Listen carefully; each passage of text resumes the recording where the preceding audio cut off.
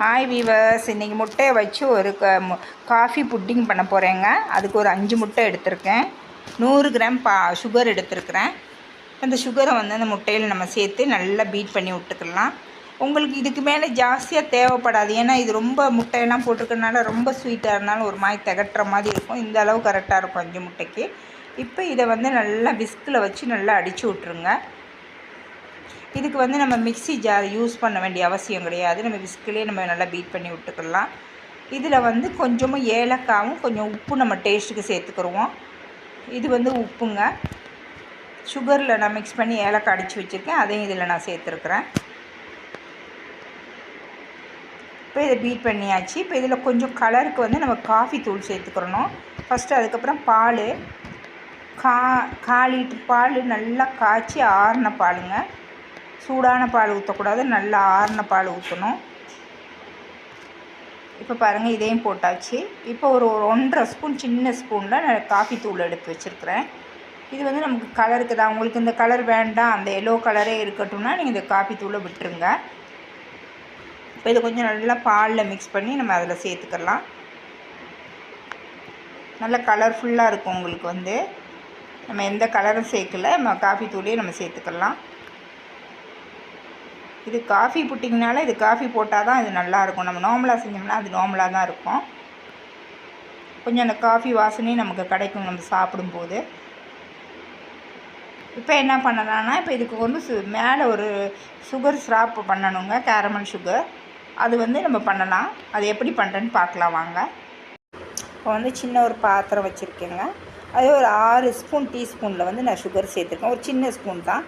இது பத்தலைன்னா இன்னும் கொஞ்சம் சேர்த்துக்கலாம். நான் எனக்கு இந்த அளவு போதும். நம்ம அந்த ட்ரேயில் லைட்டாக அது கலர்ஃபுல்லாக இருக்கிறதுக்கு தான். இப்போ பாருங்கள், இது கொஞ்சம் நல்லா கலர் ஆகிடுச்சு. இப்போ கொஞ்சமாக தண்ணி ஊற்றி இதை நல்லா நம்ம மிக்ஸ் பண்ணிக்கிட்டே இருந்தோம்னா அந்த கட்டி எல்லாம் தெளிவாகி நல்லா ஃப்ரெஷ்ஷாக ஆகிடும். இப்போ தண்ணியை ஊற்றணுன்னு நீங்கள் யோசிக்கலாம், என்ன அது கட்டி ஆகுதுன்னு சொல்லி. இல்லை, நீங்கள் அப்படியே கிண்டிக்கிட்டே இருங்க, அது ஜூஸி மாதிரி வந்துடும் நல்லா. இப்போ பாருங்கள், இவ்வளோ கட்டியாக இருக்குது. இன்னும் கொஞ்சத்தில் பாருங்கள் அது சரியாயிருங்க. இது வேண்டான்னா கூட நீங்கள் சும்மாவே ட்ரையில் ஊற்றி நீங்கள் அடுப்பில் வச்சிடலாம்.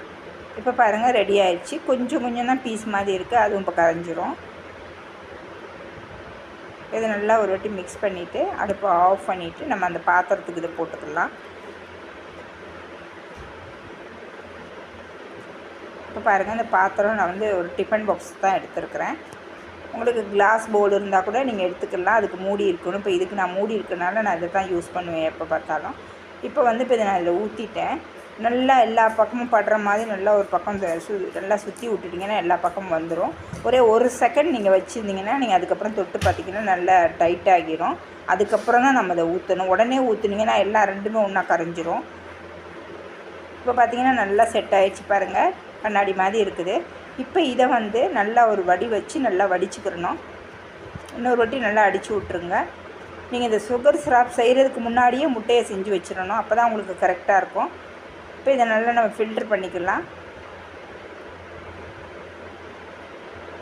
சின்ன டஸ்ட்டு தான் இருக்கும், அந்த ஏலக்காய் பவுடர் அந்த மாதிரி, அதெல்லாம் நம்ம ஃபில்டர் பண்ணிக்கிறணும். இப்போ இதை நல்லா ஒரு மூடி போட்டு டைட்டாக நம்ம மூடிட்டு 30 நிமிஷம் நம்ம அடுப்பில் வச்சிடலாம். நீங்கள் இட்லி குக்கரில் கூட அடித்தட்டை மட்டும் வச்சு அது மேலே வைக்கலாம், ஆனால் அது கொஞ்சம் கஷ்டமாக இருக்கும். இந்த மாதிரி ஒரு பாத்திரத்தை வச்சுட்டு ரவுண்ட் வச்சுட்டு நல்லா தண்ணியை சூடு பண்ணிடுங்க. இப்போ இதை தூக்கி வச்சு மூடிட்டு ஒரு 30 நிமிஷம் அப்படியே விட்டுருங்க. அதுக்கப்புறம் ஆஃப் பண்ணிவிட்டு ஒரு 2 நிமிஷம் 3 நிமிஷத்துக்கு நீங்கள் வெளியே எடுத்துடலாம். எடுத்து அப்படியே ஃப்ரிட்ஜில் வச்சுருங்க. ஒரு 1/2 hour 1 hour வச்சுருங்க. இப்போ நம்ம எடுத்து பார்க்கலாம். இப்போ பாருங்கள், உங்களுக்கு தெரியும், நான் கத்தி வச்சு நான் உங்களுக்கு குத்தி காமிக்கிறேன். அப்படியே நீங்கள் வச்சிங்கன்னா ஒட்டாமல் வரும். இப்போ இது செட் ஆயிடுச்சு. இப்போ இதை எடுத்து நான் ஃப்ரிட்ஜில் வச்சுருவேங்க. இப்போ வச்சுட்டு இப்போ நான் எடுத்துருக்கேன். ஒரு 2 hour அப்படியே வச்சுட்டேன். இப்போ இதை நம்ம பிளேட்டுக்கு சாய்ச்சிக்கலாம். பாருங்கள் என்ன அழகாக வருதுன்னு சொல்லி. அதுக்கு இந்த கலர்ஃபுல்லாக இருக்கிறதுக்கு தான் அந்த சுகர் சிராப்பு போட்டேன். நல்ல ஒரு டேஸ்ட்டாக இருக்கும். நீங்கள் செஞ்சு ஃப்ரிட்ஜில் வச்சுட்டு கூட அடுத்த நாள் கூட சாப்பிட்டுக்கலாம். நான் உங்களுக்கு வெட்டி காமிக்கிறேன் பாருங்கள். பொறுமையாக வெட்டணும், ரொம்ப சாஃப்டாக இருக்கும் இது. இதுக்கு வந்து உங்களுக்கு பால் வேணான்னா நீங்கள் தேங்காய் பால் கூட சேர்த்துக்கலாம். தேங்காய் பாலோட இந்த பால் நீங்கள் ஸ்ட்ரைட்டாக உடனே காய்ச்சிட்டு ஆற வச்சுட்டு பண்ணினீங்கன்னா இதுவே ரொம்ப நமக்கு ஈஸியாக இருக்கும். இப்போ நான் உங்களுக்கு கட் பண்ணி காமிக்கிறேன் பாருங்கள் எவ்வளோ சாஃப்டாக இருக்குன்னு. சூப்பராக ரெடி ஆயிடுச்சு. நீங்களும் செஞ்சு பாருங்கள்.